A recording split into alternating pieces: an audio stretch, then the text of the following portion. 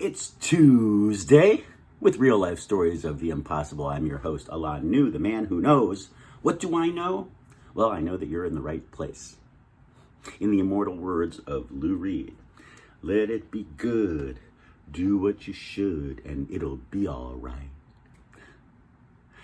You know, as contrived and as maybe basic as those lyrics may sound, for some strange reason, they hearken me to the concept of consciousness. So, what exactly is consciousness? If you like the things that I say, the stories that I tell here on this channel, please, if you haven't already, subscribe and share it with a friend. By the way, if you don't like the stories that I tell on this channel, share it with an enemy. I have no prejudices against the viewers of this channel. Now, in 2017, I was a guest speaker at the Institute of Noetic Sciences 17th Annual Conference. And the Institute of Noetic Sciences, otherwise known as IONS, is a consciousness studying laboratory. So basically, they study consciousness out of this one laboratory just near Berkeley, California, and they held their conference in Oakland, California, which is where I was at. I had such a good time over there. Got to hang out with senior scientist Dean Radin, who's a friend of mine out there. Got to meet and hang out with Rupert Sheldrake, who is another consciousness scientist from the UK. It was a lot of fun. What happened was I got to see a talk by Dean Radin, and that's basically what this story is going to be about. It's the talk that he gave regarding how consciousness might fit into the history of science using a kind of pyramid chart.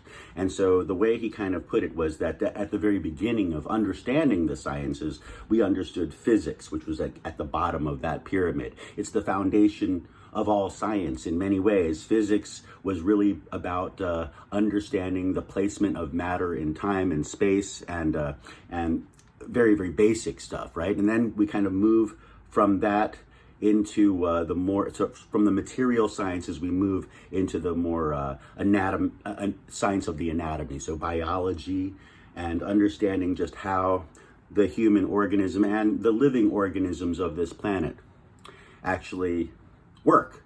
And so from physics, we move to biology, and then from there, we move to chemistry.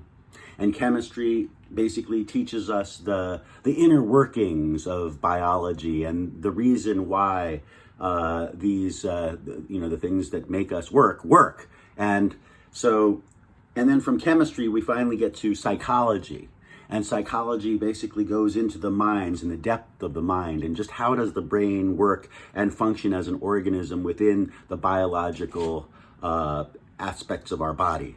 So from there, it's interesting because after we understood psychology, we move to the top of that pyramid. Suddenly we discover consciousness. And we realize that consciousness is the underlying theme behind all of our thoughts and all of the directions that we go in.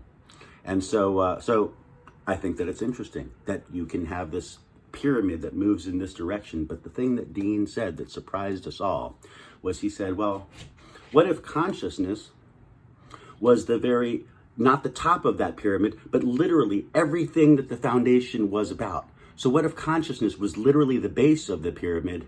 And from there, we understand physics and biology and all that stuff. Basically, what that does is it weirdly changes history in a rather beautiful way, in much the same way that some of our current findings on this planet today, like Göbekli Tepe or Puma Punku, places that essentially change the way that we look at primitive history of man, simply because it goes back further than we thought.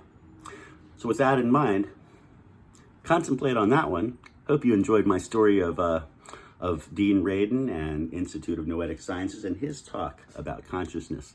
We'll see you tomorrow, same time.